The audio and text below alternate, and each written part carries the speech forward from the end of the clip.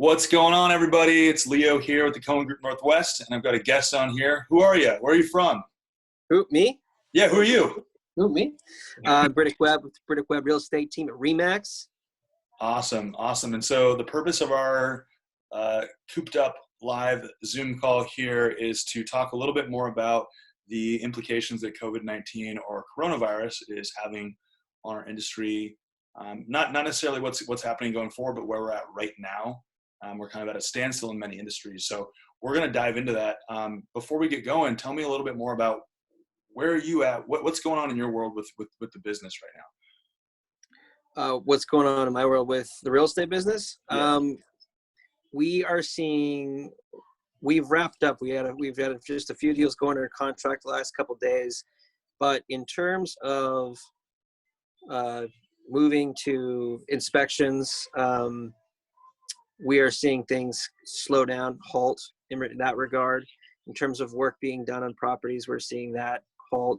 Title companies are still open, which is great, and lenders are still able to work remotely, which is fantastic. So all essential services, all services that would require us to physically leave our homes have essentially ceased. But all things that we can do virtually, such as writing contracts, such as negotiating deals and facilitating getting deals to close right now, we're still able to do that. But essentially anything that would require us to go out, to leave our homes, have ceased. And real estate was deemed non-essential by Governor Inslee's decree, and it's basically his list of essential and non-essential services. So as of right now, real estate agents in the state of Washington are deemed non-essential. And so we will see, if you look at the active hot sheets, right now there still looks to be more pending than there are new listings. And we're likely to see both of those things, new listings drop and new pendings drop. We will see our industry take a vacation, take a little break for at least a few weeks. Again, there will still be transactions closing, but new business could be halting. They're not allowing, they're actually tracking the lock boxes that are on houses. And we can technically be fined.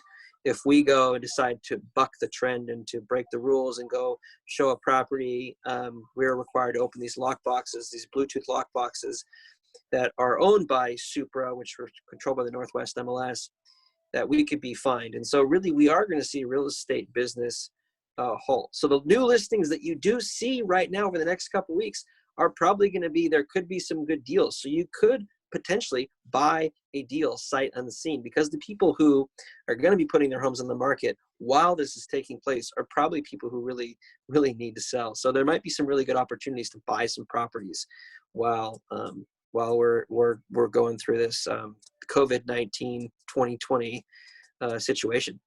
Absolutely. Well, thanks for sharing that. And I would agree with you that there's a lot going on right now. And I think I want to make sure that this conversation, like Briddick just talked about, we want to make sure that it's informative. We don't know everything. There's a lot we don't know. There's a lot that most people don't know. And so what we want to do is we want to go over some facts, on this conversation. And I'm going to do a little screen sharing so everybody can see what we're reading off of. And we're going to have a little bit of a discussion around these items. So everybody that is either in the process of taking advantage of one of these really good deals, or has thought about putting an offer on something, or is currently in the middle of a transaction, or has an offer on their property, these will be some clarification points that I think we can discuss and maybe just clarify for people so that there's a very clear expectation about how things are done going forward. So I'm going to go ahead and screen share really quickly here. And okay. So this was actually an FAQ sheet that was recently released by the Northwest Multiple Listing Service. And so there's a lot in here that may or may not be relevant, but there's some pieces that are, more relevant to you as a homeowner or a potential purchaser. And, before we get rolling here, this is page 2.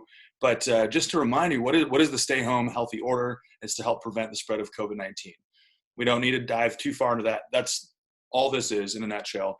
Briddick talked about if real estate agents or brokerage services are considered essential. They're not.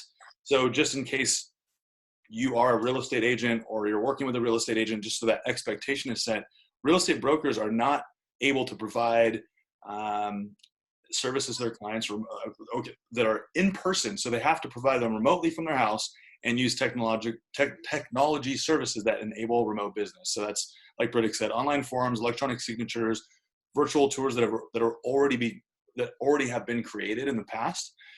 They can't be created today and then sent out. Again, we can't leave our house to go do business, so it all has to be done remotely. That being said, Briddick, we were talking about a little bit, well, you were talking about if lenders, title, and escrow can continue to operate, and because they're technically under the financial service sector, they've been deemed essential. So this doesn't mean if you're past the inspection period in your transaction that you can't continue, right? Yeah. Yeah. And so, so we will see transactions that are currently underway continue to move forward. We'll see lenders still be able to, as they are deemed essential, and title and escrow deemed essential as well. We will see all transactions that are currently in the pipeline be able to close during this time. Lenders can still pre-qualify. Lenders can still do everything on their end to push a loan through. But let's talk about one of the issues that we didn't know. We already talked briefly about home inspections, which, as it stands right now, home inspections are often a huge part of a real estate transaction because it allows the buyer to go through and not only see what deficiencies a property may have, but allows them a second opportunity to negotiate. As it stands right now, a home inspector cannot legally inspect a property. And so that's a really big deal, and that could definitely slow the sales. That even if it's currently, let's say a property currently went under contract just a few days ago, they can't essentially inspect that property until this they're not calling it a shelter in place, but something similar to this shelter in place is lifted. Right. But so inspectors are off the table. Appraisals can happen. Now, appraisals, where the bank goes out and appraise the property, normally they're going through the property. Fannie and Freddie have allowed for drive-by appraisals on all primary residences and all secondary and investment properties where the borrower is putting 15% or more down. So appraisals shouldn't be held up. Appraisals should still be able to move forward. But as it stands right now, inspections cannot legally. So because appraisals are associated with financial services sector, they're able to continue. Inspectors are not deemed essential construction, residential construction or repair services, correct, in that sector? Correct. And I think their thinking is that an inspector is more likely to interface with a client or somebody else, but someone has to let that inspector in the property, and by doing so, that would put them in contact with another person, which would be counterproductive to the essentially the idea of isolation, right? Whereas an appraiser can essentially still perform their duties without coming into contact with any other person. Right. It's limiting all of the non-essential contact. Yep, totally. Correct. So there's a lot of other questions, like, can we do a final walkthrough? Can we get keys? How does this all work? This is all going to be delayed. Any sort of physical contact is going to be delayed. That's non-essential. And so we wanted to talk a little bit more about what's called the force majeure and closing addendum, which is a new addenda that's been written up by the Northwest Multiple Listing Service to protect that. And so I'm going to scroll over to that, and don't mind the nice extensive legal jargon, but Briddick, can you read that all right? Yeah. And you want me to read it through or just talk about what it is? Yeah, let's just talk a little bit more about what it is, and for those who are watching this, they can read it themselves and I hope I'm saying this right. Force majeure sounds French, but it's an addendum that essentially allows as they say, an act of God, war, riots, fire, floods, and in this case, what they wrote this for was epidemics, which we've got. So they're basically saying, in the event of an epidemic, which we are in, that causes at no fault of any of the parties, but something that's outside of the parties' controls, that they're allowing for an extension of both. And you'll see item number 2, contingencies and conditions. So if there's a contingency, let's say, for example, an inspection that cannot be conducted during the time frame that was allowed in the contract, that it allows for it to be automatically extended. If you'll see down there, if it's not filled in, it automatically defaults to 10 days. It could be inspection, it could be financing, it could be any other contingency that allows that contingency to be extended for up to a period of time, what you put in there, and it defaults to 10 days. And then you'll see on item 3 that there's an automatic extension of closing up to 10 days as well, if it's not filled in. Now, of course, you could put 30 days, you could put 50 days, you could put whatever in there. But this addendum essentially allows leeway for a buyer to continue staying under contract while there are forces outside of the control of the transaction that are essentially dictating the terms of the transaction, such as an inspection or something to do with financing. To clarify too, I want everyone to know this as well. This is not your out on a transaction. This is not saying, oh, let's just throw one of these addenda in here so that in the event that we can't close because of whatever it is, we can back out at any time. This actually doesn't, it's not like any sort of, contingency that if it's not met during that time period, you would be able to terminate the agreement. This is saying, this is like you're locked in, but this is saying I don't have control over the external factors on the success of getting this to the finish line. So this is just going to extend those timelines. You're still closing. Things are still happening. It's just like a deference of that. It's not necessarily a termination or ability to back out. And somebody had asked me the question as well as, are you required to provide proof, evidence of the epidemic delaying some part of the contract? And it appears that you do not. You do not need to provide anything to the other party. You simply need this addendum simply goes into effect. So it essentially allows, and of course you want to operate in good faith, but it allows the contract, an extension for the contract, in light of the COVID-19. Mm-hmm. Very, very good. So that's just, so if you're a broker or you are someone that's buying a home, this is really important to know about.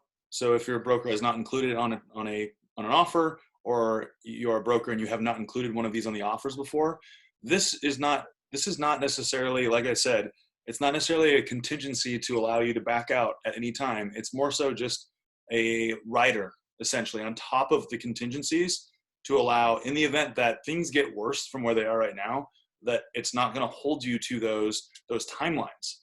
Doesn't mean it doesn't hold you to the same contract. Just means it's holding you to different timelines. So we're going to go back to this frequently asked questions. So that'll tackle the force majeure addenda that was added in. Now, as far as picking up keys, as far as people coming to pick up lock boxes, anything like that, it's a no-go right now. It's a definite no-go.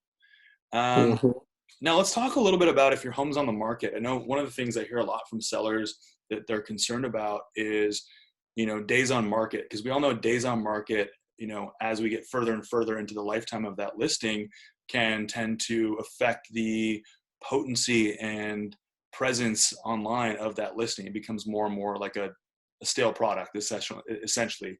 And so, Briddick, when you take your home temporarily off the market, so it's a specific status that you'd have to ask your broker about, but tell me a little bit more about, I know that there was something in there about not having days on market continue if you put it in temporarily off the market. And so that's their way of allowing you to kind of put a halt on that while things are uncertain, right? Yeah. And I think to another point as well is, I think, if a buyer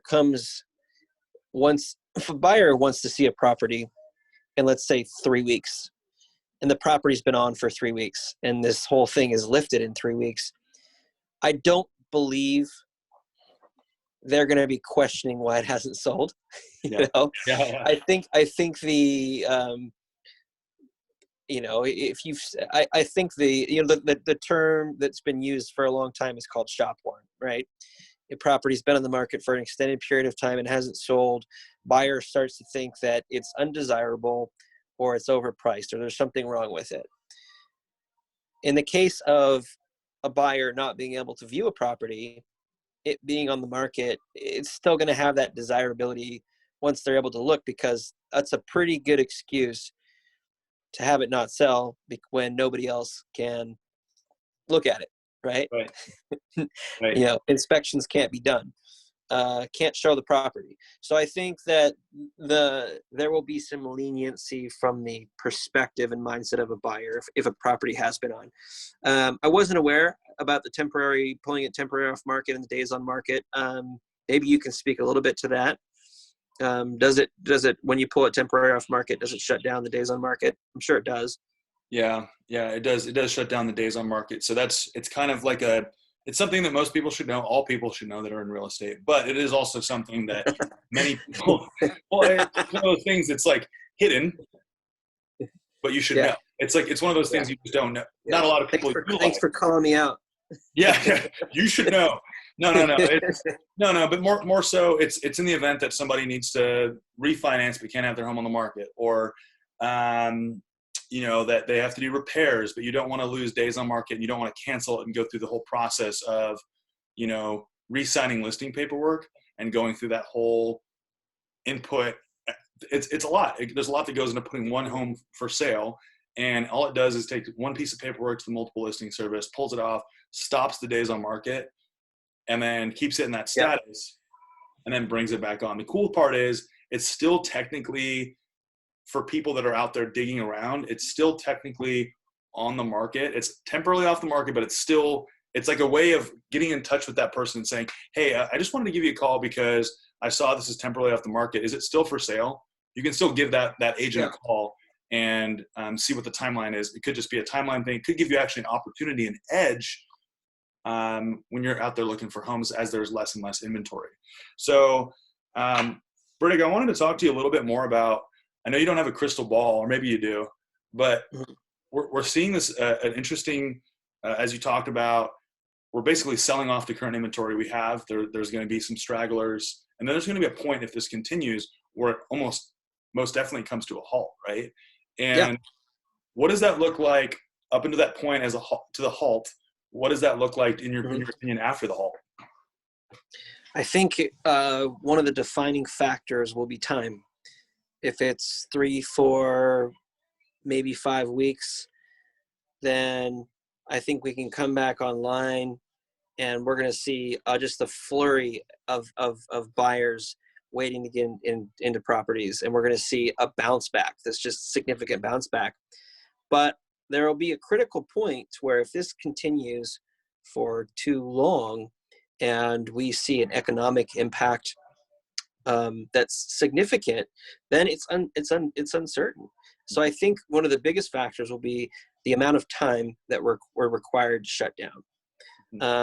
There's uncertainty with borrowers getting laid off temporarily, and how it will come back online, when it will come back online, and other factors such as what impact will this $2 trillion stimulus package make? How will it impact people who, how quickly can the economy come back online? That's a question that I don't think that anyone really has an answer to, because I don't think we've faced anything like this before, to where we've simply shut down the economy, just turn it off, except for these essential services, and then we're just going to turn it back on again. And I think if it's a short enough period of time, it's just we flip the switch and we go back on. or maybe that they stagger, after a few weeks, they'll stagger certain industries to go back online. And so there's a lot of unknowns here. And I think that the quicker that we can get through this, the easier it will be to rebound from this. The longer that we are quarantined, then the more challenging it may be to rebound out of it. But again, I don't know. I'm in uncharted territory here. I've never experienced anything like this before. And so I think a lot of people, most people, everybody is in the same boat. We don't know what it's going to be like when it comes back online. I think that we will likely see a pretty significant bounce back, even if it is a couple months. But again, we don't know. We don't know what's going to happen. Mm-hmm. Agreed. The answer is, because I hear a lot of people asking this question, what's the real estate market like right now? And what we know right now, based on this unstable kind of uncharted territory, it's still hot up until the point where we physically could not do anything. Now it's still, like, from an economic standpoint, from a purely economic supply and demand standpoint, we have really low inventory and interest rates are really low, but we can't really do anything besides, home purchasers could purchase property of sight unseen, like you said. Sellers could list their home, but no one can come through the home. They would have to, watch virtual tours or look at photos online and make a decision based on that. So that creates another level of challenge for the industry right now. And I agree that, so for anybody that's curious about what the projection is going forward, you're going to hear the same thing over and over. Nobody knows. Anybody that says they know doesn't know, because nobody knows how long this is going to last. Until we have an idea of how long this actually will last, we really have no idea. So I think the main thing to think about is that going forward, the best thing we can do to make sure that this happens for the least amount of time is to stay, I'm a rule breaker, don't get me wrong, but when it comes to this, when it comes to running our business and health and safety, it's important that we play within the guidelines. And the longer that we can do that, the shorter this is going to last. Wouldn't you agree? Absolutely. I think if everyone does what they're supposed to do, then this will be over sooner than we know it, and it'll be in the rearview mirror. Yep, I agree. Again, yeah, you've got rule breakers and people that go out, and this thing spreads and it lingers.